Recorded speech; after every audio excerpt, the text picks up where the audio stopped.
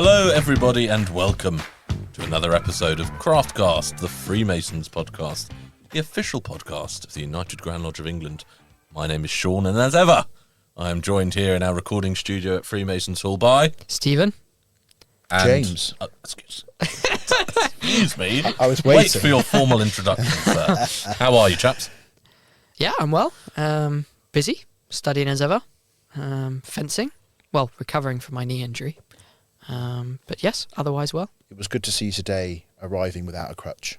As far as last time I was here, was well, the nice, last yeah. 2 or 3 times I've been here, getting on and off the tube has been a pain. And I didn't realise how difficult, I guess you don't unless you have a disability yourself, how difficult it is getting around major city with a disability. Yes. Like it was just, I couldn't go to the shops because how do I carry a bag and go on crutches? I had to be careful of what I was buying. Yeah. So what would fit in my rucksack, making sure that what stations had wheelchair access, which meant they had a lift or whatever. Yeah, sure. So yeah. However, I did find that people were exceptionally helpful and moved out of my way whenever I needed to get anywhere. I think you crashing into the back of them probably Yeah. helped. In that Yeah, regard, probably. Excuse me. Just a swift jolt with the crutch. With the crutch in the back of the knee. It's good to see you on the recovery, though. Yeah, well, I'm having really good physio at my university. Shout out to Kiel Physio, they're excellent. Anyway, so how are you, James? I'm good. Christmas and New Year was busy. Start of the year Masonically quite busy. Had several weeks where I was doing sort of 3 or 4 meetings as Provincial Deputy DC. And then I would probably say that as this episode is being broadcast, because secret, we record them ahead of time, I will probably be somewhere in the US of A. In the US of A? Yes. Whereabouts? Either in Indiana or in Florida, probably, depending on when we release this episode. Exciting. Very exciting. Life of a jet setter. Life of a jet setter. And depending on when this episode is released, I may or may not either be a brother or a worshipful brother. But for now, you're a brother. With now, so I'm much always a excitement. brother. Yes. I'll always be a brother. Indeed. But for now, lots of excitement. How are you feeling about it? I feel very nervous. It's beginning to, as at time of recording, we are less than 2 weeks away now. 13 days, not that I'm counting. And I'm really looking forward to the two of you being there. Hey, James. Yes. I did commit in a previous episode of this programme that I would be at your installation, and then unfortunately work circumstances took over, and as I just referenced, I will probably be in the USA in the next few weeks. In fact, I can assure you I will be, which means I can't make your installation, and I'm really sorry, Shaun. I actually feel horrifically bad for it, and I've tried to move it, but I just can't. Well, work and other life comes first, of course. All but joking aside. I will be there. So Thank you, know. Stephen. Thank you. Someone's got a rep for the... I mean, Marta can't come, so someone's got a rep for the Craftcast team. All joking aside, don't worry about it. I'm just mortally, deeply offended. But I will make every effort to come to one of your meetings while you're in the chair this year. Genuinely, all joking aside, I know that you would come if you're able to. Yes. So I'm don't mortified. worry about I am mortified I can't make Consider it. it an open invitation. Family and work always have to come first. Of course. Absolutely. So, chaps, today's episode, something that we've been trying to do for a while, again, just another angle of the Masonic world that we haven't yet touched on previously, and something that we're very lucky to have within Freemasonry, which is an amazing amount of history connected to our organisation. And I guess the point of today's episode is to talk about how we catalogue that history in a very particular way. And by that I mean, of course, the Museum of Freemasonry that's based here at Freemasons Hall, without a doubt one of the greatest collection of Masonic artefacts and history in the world. And we thought it would be an excellent idea to invite Martin Cherry, who's the librarian of the museum and library upstairs, to come along and bring with him 4 of his favourite items from the museum. Which really range through quite a selection of different interests, different geography. Yeah, we're in for a treat. Yes. So, chaps, shall we get to it? Let's do it. Absolutely.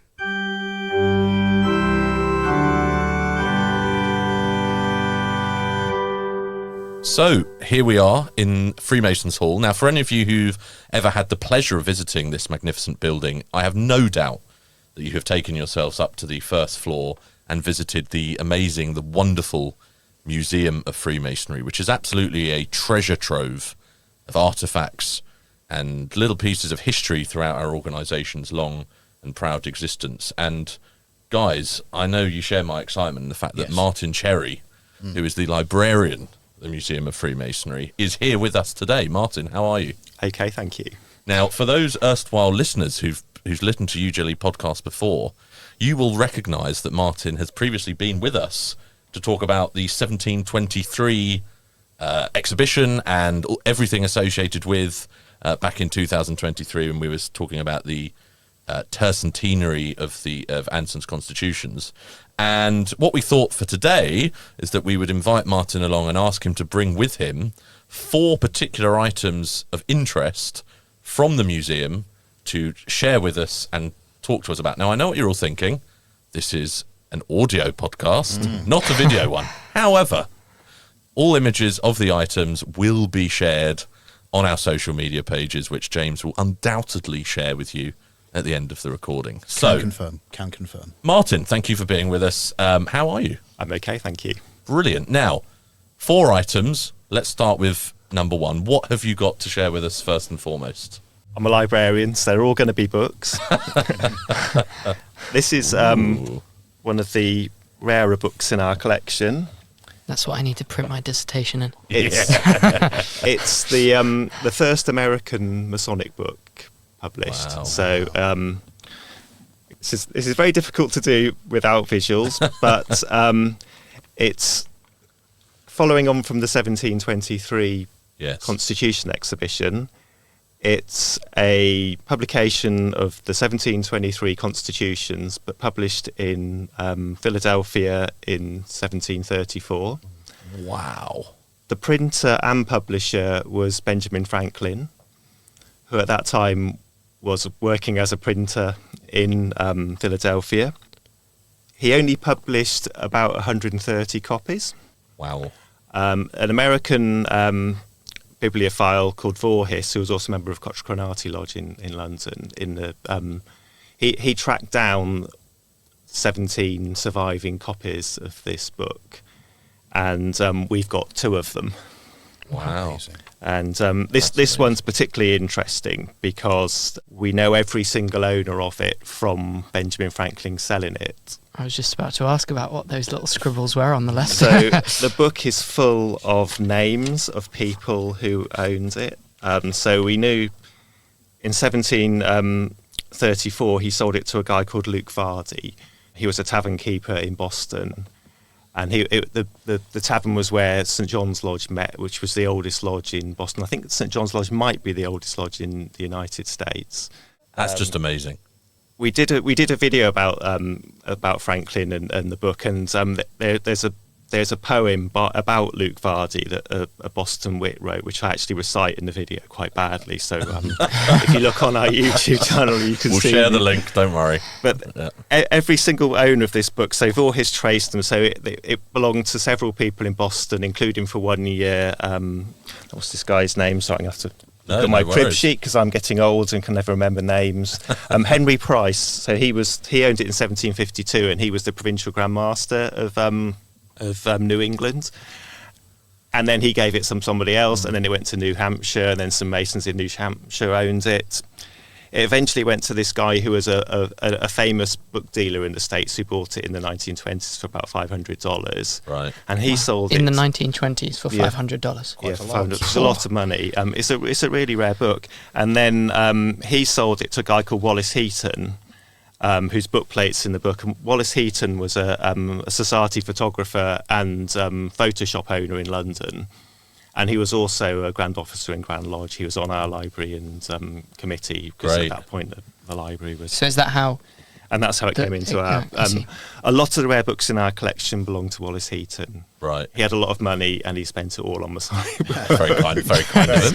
And all the books used to have lovely cases and things. So it's just... And in fact, the other copy of Franklin Constitutions in the collection also belonged to Wallace Heaton. So, Right. Well, I'm quite impressed by the casing. but yeah, I mean, it also looks like a book. Yeah, I mean, Heaton's quite clever because he sticks his bookplate in everything and he makes cases for them. He makes it, there's no doubt that he gave stuff to the library, but he wanted everyone to know about it. Yes, so. he donated it. I find it fascinating, actually, because you just referenced there about the provincial Grand Master for New England, and it sort of makes me realise that book is older than the United States. Yeah, because this was when they were provinces.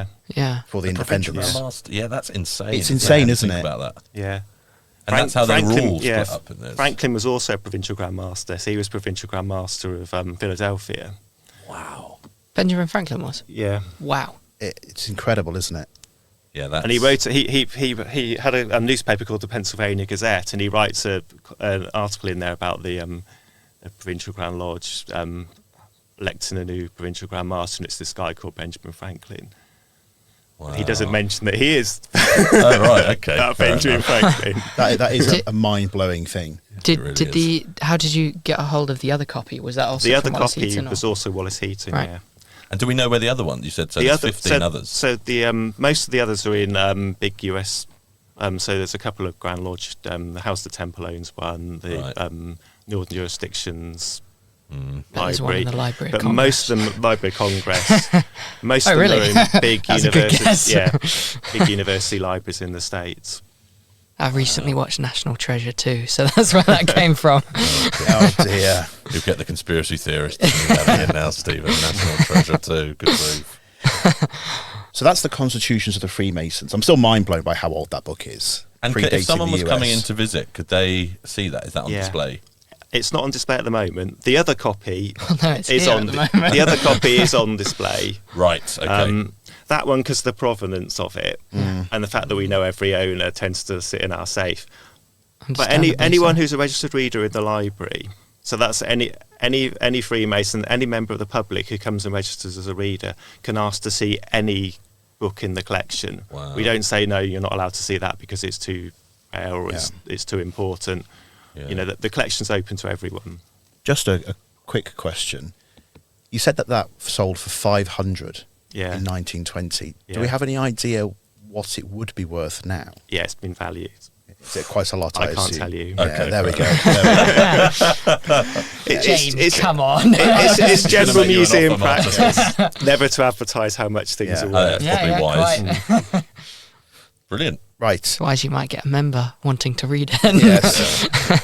So, the second item Yeah. that you brought with you, Martin, the proceedings of the public meeting held at Freemasons Hall on the 18th of June, 1824. Now, why is this significant?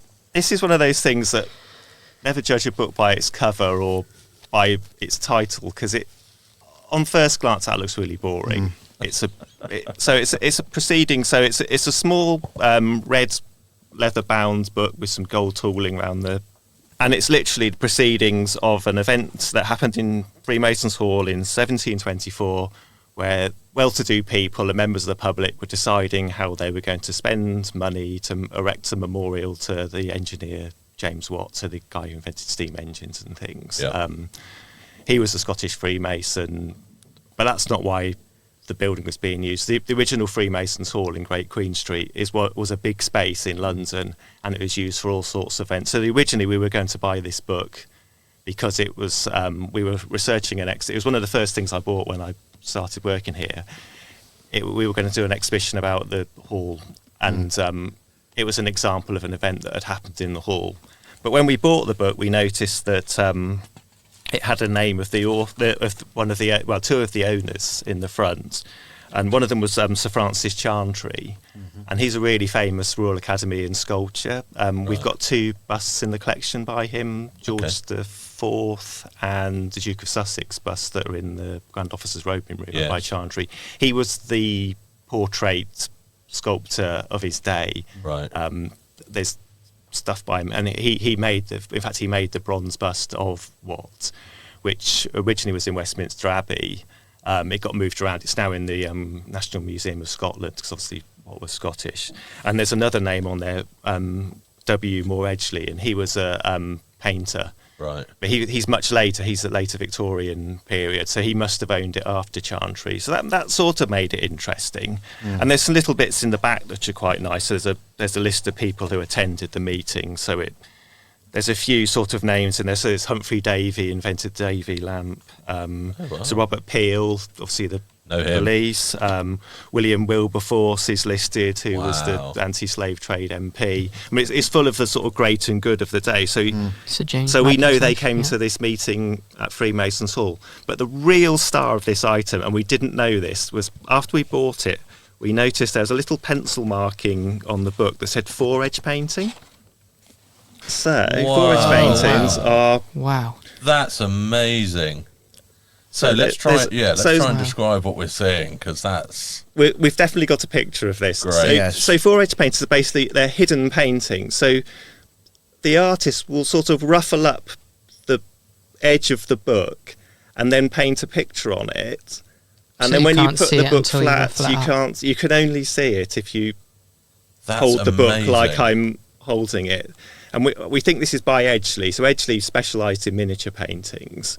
It wouldn't have been Chantry, and it's got a painting of a sort of early Victorian steam train with carriages. That's amazing. Which is rather fitting. But we didn't know that was on there when we bought the book. I wonder And if the person who sold it to Yeah, I you was did. just going to ask, did the seller know? it wasn't in the seller's catalogue, so Unlucky. so whoever yeah, that was. unlucky. But it just That's it's one of those things amazing. that It's incredible. Well, it obviously pulls it together given what the Yeah. book was for. What a hidden gem. that yeah. is. I mean, you just don't know when you buy something. You just think, oh, okay, that'll have some use. But then it's suddenly got a whole different. From a museum perspective, how would you possibly showcase something like that? It's difficult. You'd have to. We would have to use the book and then photographs. Yeah, You of can course. buy these sort of intricate things for holding books over Sure. with edge paintings on them, but they're really expensive. And of course, you don't want to hold a book in a position like that for It'll ruin an it, awful long time, because presumably, it will yeah. ruin It's it. a 200-year-old book as well, so it's that's amazing. I've never seen anything like that. No, and that was the first one of those I'd ever come across. So that was a treat when we bought it. Amazing. A surprise, in fact. So the next one being and I'm sure Marta will have a go at me for my butchering the pronunciation, but the Lodge of Instruction, Cappadocia, 1918. A minute book of prisoners of war in Turkey during the Great War. Could Wow. you tell us about that, please? Again, this is another one of those never judge a book by its cover. So the cover's actually detachable. So this is one of the loans in the collection. It's been with us since the 1960s. It's loaned to the museum by the Lodge of Antiquity. Number 2. And it's I'll take the cover off, which is a old school squeezy sort of stationary Like a binder type thing, which yeah. again we can provide pictures of. Very cool. And inside there's this very small notebook. With big letters on the back saying private. So we're about to share it on a podcast. In the First World War, there was obviously fighting in Europe, but there was also fighting against the Ottoman Empire. And a load of British and Indian officers were captured at something called the Siege of Kut, which was in sort of near Baghdad at the beginning of the war. And they were all marched into prison camps across Turkey. And Yozgad is a prisoner of war camp right in the centre of Turkey. It's in a sort of very remote, sort of deserty region. And this prisoner of war camp, they didn't have wire fences or anything like that, because you weren't going anywhere. No. You were miles away from civilization, although there was a local town with which the prisoners were actually allowed to go and visit and spend money in. Right. And they had weird things like they had a fox hunting club and they went skiing in the winter. It's very British. Because they weren't going to get away. And also a lot of them had been paroled, so they give their name, their word as an officer that they're not going to try and escape. Right, okay. And of course, being a British officer, if you've given your word, you have to... It's very impolite to do otherwise, isn't it? There were quite a few Freemasons amongst the the officers. So this wasn't anything like a concentration camp. It No. was very... Like an open prison almost. It was Yeah. also like an open prison. Yeah, sounds nicer than my student accommodation. I don't think it was great in the ways that they didn't have a lot of food, because again the Turks were struggling, so they weren't going to. Okay. So this guy who was called George Dunn, who was a officer, a major, he set up a lodge of instruction. They were going to try and set up an actual lodge, but they did. You were allowed to communicate, so they communicated with Grand Lodge and said, we want to start a lodge. They said, well, actually, you're in the Grand Lodge of Turkey's jurisdiction. You'd have to ask them, except because we're at war, we're not talking to the Grand Lodge of Turkey. So you can only have a lodge of instruction. So they set up a lodge of instruction. So this little booklet is the minutes of the lodge of instruction. So they've all signed their names. Wow. So there's Wow. and they've all given themselves little jobs. So Dunn's the master. There's a guy called Sweet, who is the secretary of the lodge, and most of the notebook is in his name. There's one really interesting name. There's a guy called E.H. Jones, who was the inner guard. Right. He wrote a book at the end of the First World War called The Road to Endor, which is all about his escapades of trying to escape from the camp. And he did it in a really strange way. Him and another guy pretended to be mediums, and they were doing seances. Wow. They then persuaded the Turkish guards that they could find buried Armenian gold if they could speak to people in Istanbul. But to get there, they had to feign their own insanity and be transferred to a hospital in Istanbul. Their idea was if they feigned insanity, they'd be sent to the hospital, and eventually they'd be exchanged with prisoners, because they tended to send ill prisoners home, because no one wants to waste money treating somebody else who's sick. It took them ages. I mean, they did things like weird things, like they even faked suicide attempts where they strung themselves up. Wow. But they tipped off the guards, so the guards came and found them and cut them down, and they did. It did actually work. They did get to Istanbul. They made themselves really ill. They were practically almost insane by the time they'd done it, and they were relieved. But then the war ended a week later. No. But there's some great bits about them in the minutes. So on one page of the minutes, there's a note that Sweet's written. He says, so this is March the 18th, 1918. The members, as per normal, except Lieutenant Jones, were present. Lieutenant Jones was undergoing confinement for being in telepathic communication with some person or persons unknown. That's got to be the best entry of a minute, Masonic minutes I've ever seen. And there's another one, which is, there was a mass breakout later on where they just all legged it in different directions. So this is on the 18th of September 1918. It says, Major Dunn expressed the sympathies of the lodge on the recapture of brother Lieutenant Sheridan, and on behalf of the lodge that bid good speed to Lieutenant O'Donoghue. So he obviously hadn't been captured at that point. But the minutes are great. So they're having little meetings and having lots of... Dunn's giving loads of lectures, so he talks about the different degrees. And there's one where he talks about the jewels, and he's drawn pictures of... Wow. Oh, look but he's obviously done it from memory, because they won't have any... That's incredible. Again, we've digitised this book, accurate. so we will send some pictures Amazing, of it. thank you. Yeah, if you could get a picture of that page, that'd be wonderful. We've also got in the museum collection, there's some little aprons that they made, and they went to the local bazaar, and they made aprons out of hankies and little tiny bits of metal, which they sewed together. But I just think it's just really lovely. And they had at one point they have a collection for local Armenians, because they noticed the Armenians are being starved because the Turks don't. They basically there's like a genocide against the Armenian population. And the really sad thing is that there's a little essay that Dunn puts in the back of this book where he says that right at the end of the war there was an influenza outbreak in the camp, and Sweet, who's wrote most of the minute book, dies in the thing, and he's not on the roll of honour. Is he not? So the one on the shrine, he'd resigned from his lodge when he got called overseas. He was in a lodge in Pakistan. And he obviously intended to carry on with his Freemasonry because he was acting as the Secretary of Lodge of Instruction, and obviously wherever he went next, he was going to join a lodge. But obviously no lodge claimed him when they sent out their list for casualties. So I always feel bad on Armistice Day about him not being on the on the roll. That's fascinating. Brilliant, thank you. That for might sharing. be my favourite one so far, actually. Yes, I think you might be right. So let's move on to the final one of our 4, jumping us sort of forward a bit into 2017. So, Martin, the next exhibition you're showing with us is called Man Among Men, containing photographs taken during her search for a new perspective on the close community of the Freemasons by Julianne Hermann, who is a German artist. Yeah, I wanted to bring something from like 4 centuries of Freemasonry, because it sort of illustrates the sort of breadth of the collection of the library. And I mean, this is definitely a book you can judge by the cover, because it's got this really lovely plush sort of velvety cover.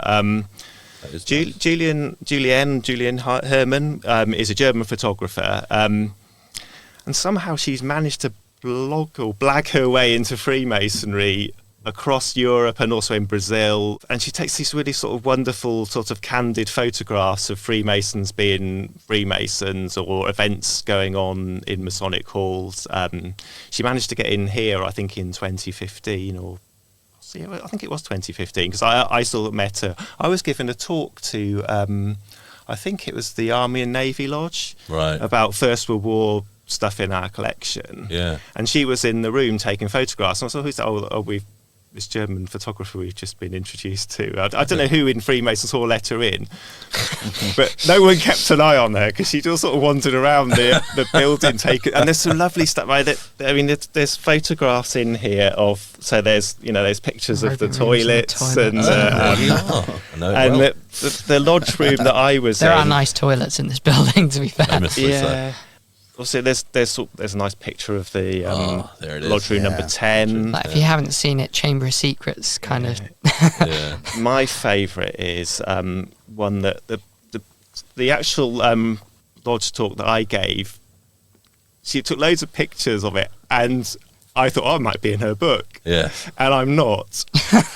But because I was handling museum objects, we'll publish this. Don't worry. I had a packet of blue rubber gloves that I used for handling glass objects and things, and I'd left it on one of the seats in the room that we were in. So the only picture that's got anything remotely to do with me is this photograph of some chairs in the lodge room with the officers' shawls and my packet of rubber gloves left on the table. So, and it's just there's pictures of Shriners, and there's this guy. This is one taken in Israel. So it's a lodge master sitting. Oh, brilliant! And he's got a red nose on. Oh. Yes, he does. But if you read a bit at the back, he's a children's doctor, and when he's in a children's hospital in Israel, and he wears a clown's outfit when he's talking to the children to sort of put them at ease. Although I was terrified of the clowns. Yeah, me too. I can't think of anything worse.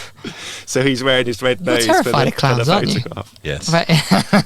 they are horrible. I wasn't misremembering that. This one's nice as well. This is a picture of a lodge, I think in Harrogate. Oh right, okay. And so again, it's just sort of a nice picture of the lodge members. Yeah. Mm. But there's a guy in a top hat. So there was a German visitor to the lodge, and they're just there's widows' sons. There's some Shriners with their fezzes. So it's sort of just a German photographer's take on lots of different aspects. And she takes things that just amuse her. There's one picture of a fridge, which I think is in the widow's son's place, but it's that's the most German sense of humour. But it's fridge. But the fridge is it's an AC/DC fridge, so with all this heavy metal iconography on it. Heavy metal, very good, very good. Yeah, it's funny because that's a relatively new thing in the collection, but I sort of wonder, based on what we've been talking about, 200 years from now, whatever Grand Lodge looks like, somebody will be sat going, and here's a book from the early 2000s. Well, you know something, I remember, Martin, I remember having a conversation with you during COVID, and you were saying to us then, look, do you have things that we were making on a day-to-day basis? I remember designing posters for members when they entered Freemasons Hall at the very start, weeks before we went into lockdown. You remember this, Martin? When you went in the front, you had to then divert up to the toilet to wash your hands, didn't you? And then sort of you were shown a sort of route through. And I remember speaking to you and you saying, anything you have like that, send it, because that's in 100 years, when people ask, what did Freemasonry do during the pandemic? Well, I think in 40, 50 years, that would be. I mean, I do think. I mean, obviously, we're at an age where hopefully in 40 years we'll still be members and you know, and attending lodges. Yeah. I'm sure that some 20-year-old who's a Mason, some 30-year-old is going to go, "What was that like? What was it like during the Great Pandemic?" Similarly, when UJLE was at Pride. You know, we had you know stuff from that, and just it's amazing to be part of that history as history's happening. I was going to ask, how do you sort of, because I mean, lots of things that are happening nowadays will be history, as you're saying. Yeah. So how do you sort of decide what you keep and what you don't? Yeah, I mean, contemporary collecting's it's an essential thing for all museums, and I mean, library-wise, I try and get everything I can that's coming out about Freemasonry. So it can be people who write in their lodge histories. Yes. But also academic books and articles. Yes. Popular books about Freemasonry, even things like anti-Masonic books. Yeah. I want them because it's all part of the collection, and it represents a view of Freemasonry at that particular moment in time. How big is the collection? How many books do we have? We've got about 60,000 books and periodicals. Most of them are about Freemasonry, and it's a truly international collection. How do we fit any lodge rooms in this building? That's what we've got people dining in the museum. If a listener has something which they think might be of interest to you, is there a way in which they can sort of formally reach out and say, I've got this, do you want it? Yeah, on the museum's website. So if you put Museum of Freemasonry into Google, we should be the first hit. There are other museums of Freemasonry, but they're not as good as, so we come at the top. Absolutely. And there is a contact email on there, and there's also a bit about donations and things. Brilliant. Although chances are with most things we've already got. I was going to say, it's going to be unlikely that there's something that you haven't seen or got already, isn't it? I mean, actually, that would be interesting, because we've got a museum in the Gibraltar Masonic Institute. Oh yeah, You're from Gibraltar, Stephen. And we have some really spectacular things in there, because we've got 3 different constitutions as well. We've got the English, Irish, and Scottish Constitution, and that came from brethren who were often military men who were coming over and then setting up a lodge there because they were stationed there for a short while and then moving on. And so we've got miraculous things from, and 200-300 years ago as well, because I mean, Freemasonry in Gibraltar started in like sort of 1770s. So it really wasn't that long after, the Grand Lodges here were set up. So, yeah, I'll have a look at home. I wish I'd known you from Gibraltar. I could have bought Gibraltar treasure. In fact, I bought at an auction, I think it was in 2016, a Bible, and it was a early 19th century Bible, and it was bound for a lodge on Gibraltar. Okay. Oh wow. And it's one of the sort of military lodges. It's again just one of those things that people are not looking at the auction catalogue. So it had quite a nice Masonic binding on the front, so got it back to work. And then we noticed there's a flap on the inside, and it's got a warrant for an Irish military lodge. Wow. Tucked inside the flap. There you go, Stephen. There you go. Yeah, should have brought that. Yeah. Next time. I'll come and visit. It's fine. I can't believe that Martin said, I wish I'd known you from Gibraltar. Clearly never listened to the podcast. Way to reveal yourself. Yeah. Martin, thank you so much for coming in. Martin, can I ask you one more question? Yeah. What's the oldest thing that we have in the museum and library? I think it's one of the old charges, the one that's on display in the North Gallery, which is Grand Lodge Manuscript number 1. Wow. It's a manuscript sort of set of rules for a stonemason's lodge, which has got a sort of mythical history of stonemasonry in it. Right. I think it's from the 16th or 15th century. So it's, yeah. Well, you know what to do, everybody. Next time you're in London, get yourself along to Freemasons Hall, have a look at the Museum of Freemasonry and check out the library. There is plenty for you to see and enjoy. Martin, thank you very much for joining us. Thank you. Well, I don't know about you guys, but I have just learned an extraordinary amount of new information in the past half an hour of that conversation. I love that. Yeah, Good, wasn't absolutely.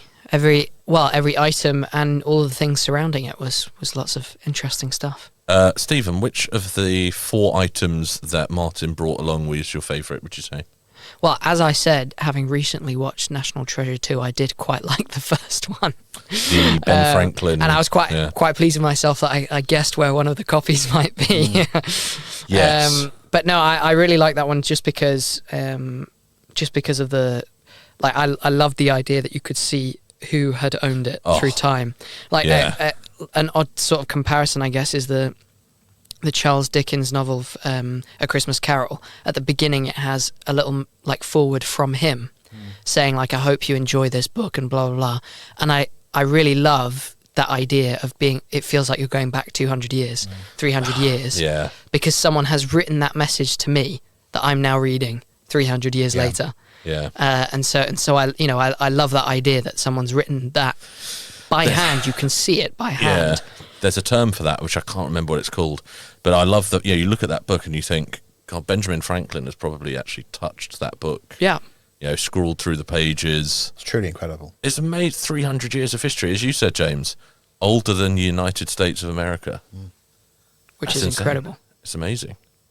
And the fact that we have the provenance of the book as well. We know every single set of hands that have owned that book. That's a great word. Thank you. Provenance. It's incredible. James, what was your favourite? Without question, mine was the Lodge of Instruction Minute Book from Cappadocia. Oh, yes. Expertly pronounced, I'm sure. For a number of reasons. First of all, I just think it speaks to how Freemasonry can bring people together in times of adversity. Yeah.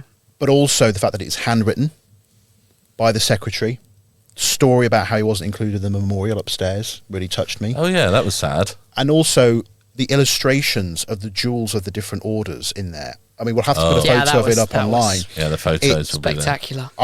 It looks better than some of the illustrations of jewels we see today. Yeah, the digital one, like the hand drawing, was incredible. Absolutely superb. And, so if you'd like to see it, please check out the website. Please do. I just connected with it for some reason. I thought it was superb. Specifically, when I say the website, I do mean our episode page for this episode. Yes. These pictures will be there available for you to see. And on our social media channels. Yeah. Indeed. So please go and check out both of those things. By a sort of handy coincidence, we've all actually chosen 3 of the 4 things. Yes. And I'm sure if Marta could speak, she would say the 4th one, so this works out really well.